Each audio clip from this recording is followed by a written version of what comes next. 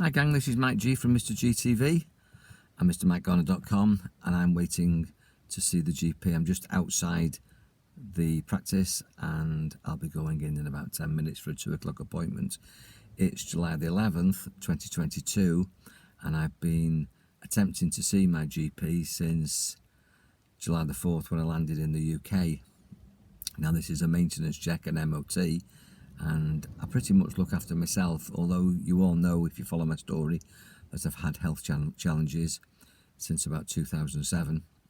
But holistically, I think you can look after your mind, your body, your spirit, with all sorts of techniques. This situation that we've got in the UK and globally, where the changing availability and accessibility to health services is really shifting the way people think about the health. I know that when you live in countries where there's no national health service, where it's a pay-for-use base, either private hospital care, or whether or not you use an insurance system. You've got private healthcare and you pay a monthly subscription, or you go in and pay at the point of service, as people quite often do in Thailand, which is where I was residing. It gives you a different focus on yourself. You tend to take more responsibility when you can just pick up the phone and make an appointment and then go in to see your health supervisor or your GP, or you can just walk into a hospital. I know as an AA man, people used to scold themselves taking off radiator caps, or bang themselves trying to change a wheel, or an accident at a campsite, and or an RTA, road traffic accident, and we used to go straight to accident emergency and get seen. That's not the scene these days, is it? In 2022, that availability, that accessibility, that ease isn't the situation. There's waiting lists, and people aren't getting the checks, people aren't getting the face-to-face visits and the maintenance easily. As I say, I've been waiting now over 2 months, and the only way I could have got in quicker would have been to fake an emergency. In other words, when you phone the triage nurse or whoever it is at the call centre and they say, is it serious? If you said yes, how serious is it? If you told a story and got yourself to the front of the queue, you could probably get in. I mean, obviously, if it is genuinely serious, then that's valid, but I know a lot of people will tell pork pies, lies, to jump the queue. That's not me. I'll wait my turn. I take responsibility for my own health, my mental health, my physical health, and as I preach and teach, my spiritual health, which I think is really important. But as I say, today's just a routine check, an MOT, probably a blood test, and whatever else they want to do. But these things are important. But I know that my vital energy is maintained by me, my physical integrity and my mental and emotional balance and equilibrium is controlled by me. And when I do that, I don't tend to have the breakdowns.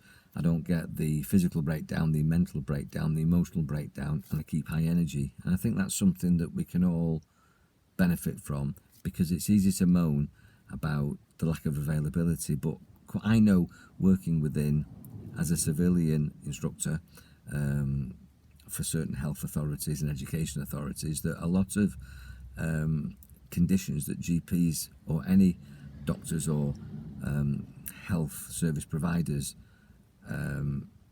meet and with the public attending them are what they call lifestyle-induced problems. They're not organic.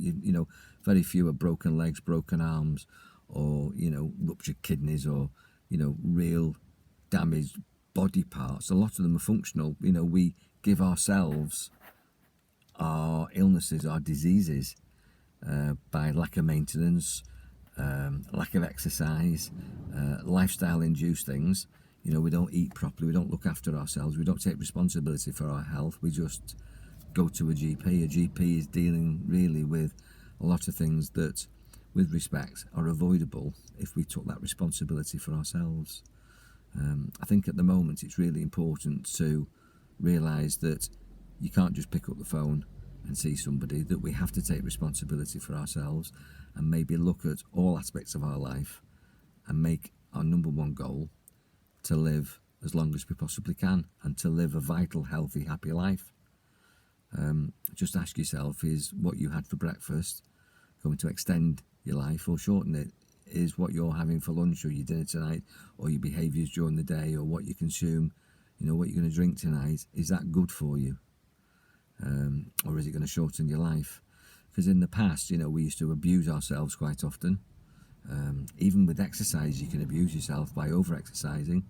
Certain things that are considered good in excess aren't good. Jogging isn't particularly good for you. Cycling, grinds down your joints, hip joints. And I used to do martial arts, and I'm now at 65 experiencing the effects of my martial arts training, which was the cause. I mean, I love martial arts. There's no doubt about it that doing press-ups on your knuckles and punching, wooden blocks did me no good.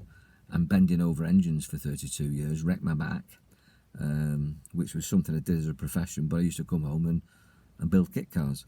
And do foreigners, I used to do jobs for myself. So I was always putting that load on my body, and now I'm very lucky.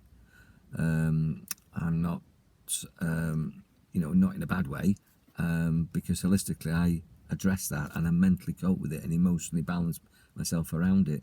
But how well are you doing? And how well are you? Don't allow anything to get to your mind to affect your emotions, because those have an impact on your body. And look after your body. Take responsibility for yourself. And when I go and get my checkup now, I'm hoping that I get everything ticked off, that I pass my test. Can you say the same for yourself? And are you contributing to problems that you're experiencing now, or maybe you're going to experience in the future? Just be aware of that. Check into your body, check into yourself. And if you need a chat, I'm here for that. Be powerful, enjoy your mind. Have a wonderful, happy, healthy day. Take care.